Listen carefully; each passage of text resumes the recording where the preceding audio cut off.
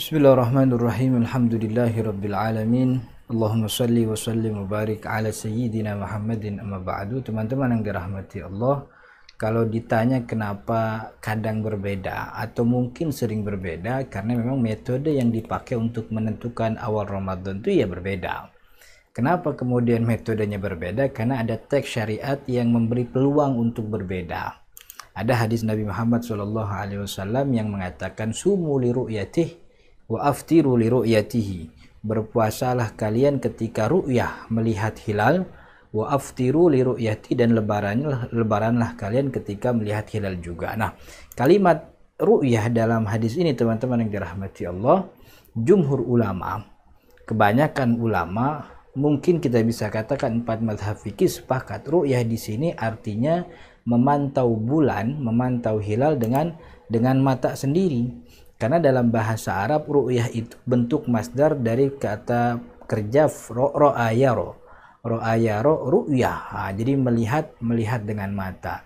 Terlebih lagi kemudian didukung oleh hadis Nabi yang lain. Kata Nabi Muhammad dalam hadis yang lain mengatakan fa in gumma alaikum, kalau bulannya tidak terlihat, terhalang, cuacanya mendung atau lagi hujan, ada awan pekat yang menghalangi pandangan kalian terhadap bulan, fa'akmilul iddah, ya genepin aja lah hitungan bulannya jadi 30 hari gitu. Jadi Nabi Muhammad ini kan hadis yang mendukung bahwa oh berarti ngeliat dengan mata. Buktinya apa? Buktinya pas itu bulan gak kelihatan, ya udah biarin gak kelihatan, bulannya kita panjangin jadi 30. Maka bulan baru tuh lusa, bukan besok karena bulannya nggak kelihatan. Dan pendapat yang mengatakan ru'yah ini pendapat jumhur ulama, kemudian diikuti oleh banyak ormas termasuk pemerintah, dalam hal ini Badan Hisab Ru'yah Kementerian Agama begitu ya. Nah, tapi juga kita tidak bisa menafikan bahwa ru'yah diartikan oleh sebahagian ulama bahwa itu artinya melihat dengan ilmu. Karena dalam bahasa Arab ru'yah itu kan bentuk masdar dari kata kerja ro'ayaro. Ro'ayaro itu salah satu maknanya itu berpendapat. Ro'yun artinya pemikiran, opini, pendapat. Berarti ru'yah tidak bisa diartikan mutlak bahwa itu melihat dengan mata. Bisa saja melihat dengan persepsi, melihat dengan ilmu. Toh kemudian juga didukung dalam sabda Nabi Muhammad yang lain, fa in gumma alaikum, kalau emang bulannya nggak kelihatan, fakdurulah, maka kadarkanlah. Kadarkanlah itu berarti dia kira-kira aja lah bulan udah bulan baru apa belum. Nah, mengira-ngira apakah bulan sudah muncul bulan baru atau belum, itu kan pakai ilmu.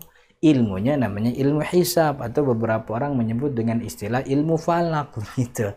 Jadi Nabi Muhammad SAW sendiri yang kemudian dalam riwayat ini ya diartikan bahwa fakdurulah itu artinya maka perkirakanlah itu dengan hitungan bulan, dan peredaran bulan kan nggak pernah berubah, ya segitu-gitu aja, dan kita bisa menilai peredaran bulan.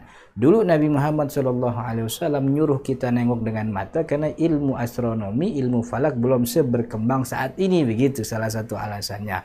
Buktinya Nabi Muhammad dulu mengajarkan jumlah bilangan bulan dengan jumlah jari kan gitu. Nabi Muhammad mengatakan asyahru kada kada kada dan seterusnya itu. Nah, sekarang ilmu astronomi, ilmu peredaran bulan, ilmu hisab sudah cukup berkembang dan banyak membantu. Maka yang namanya ru'yah itu sudah menjadi opsi kedua. Yang pertama adalah opsi hisab. Ini awalnya pendapat minoritas, dulu pendapat minoritas, tapi sekarang kemudian menjadi pendapat yang hampir kebanyakan negara-negara muslim, apalagi di Eropa Timur memakai metode ini begitu. Nah, artinya memang ada dua pendapat, yang mana kita punya pemerintah pakai metode ru'yah yang hilalnya harus melihat kelihatan dengan mata, dan pemerintah kita punya standar hilal harus berada 2 derajat di atas ufuk begitu ya. Kalau hisab kan nggak pakai standar berapa derajat, pokoknya yang penting peredaran bulan kita tahu kapan bulan baru muncul, kapan bulan itu belum muncul begitu. Jadi ada beberapa orang yang memakai metode itu, maka kemungkinan berbeda itu pasti begitu karena metodenya berbeda. Tapi kan tidak berarti selama setiap perbedaan pasti jadi beda hari. Bisa saja metode itu berbeda tapi hasilnya sama, walaupun jarang-jarang kayak begitu ya. Nah, Teman-teman yang dirahmati Allah, lalu bagaimana menyikapinya? Nah, menyikapinya sebenarnya mudah. Ada Nabi Muhammad SAW yang sejak dulu mengatakan as-saumu yauma tasumun wal fitru yauma tuftirun. Puasa itu adalah hari di mana kalian berpuasa, semuanya berpuasa, wal fitru, dan hari lebaran adalah hari di mana kalian semuanya berlebaran. Nah, biar bisa, itu kan Nabi Muhammad memberikan isyarat kepada kita, kalau puasa rame-rame dong, jangan puasa sendirian.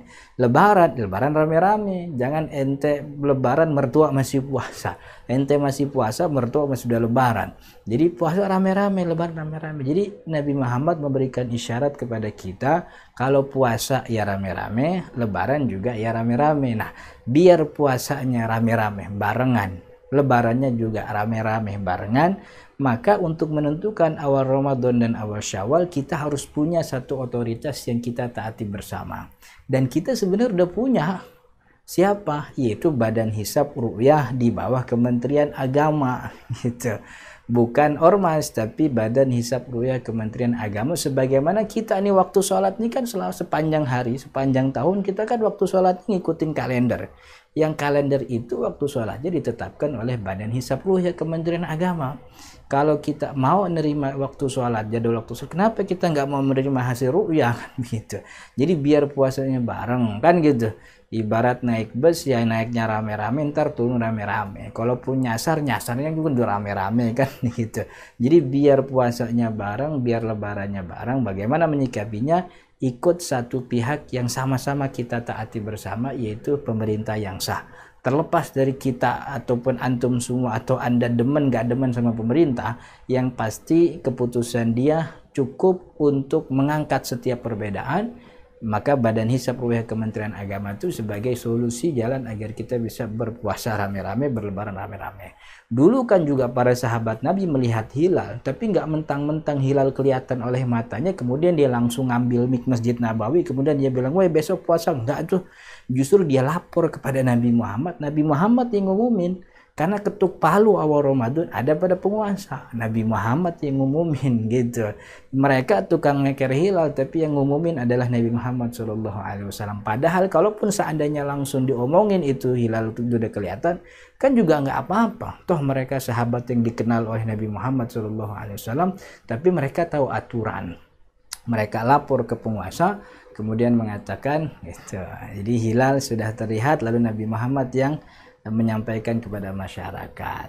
Tapi apapun itu kita harus hormati pendapat masing-masing ormas. Cuman kalau kita bingung gitu ya, solusinya itu ikuti otoritas yang kita taati bersama dan kita udah punya. Hadanallahu wa iyyakum ajmain. Assalamualaikum warahmatullahi wabarakatuh.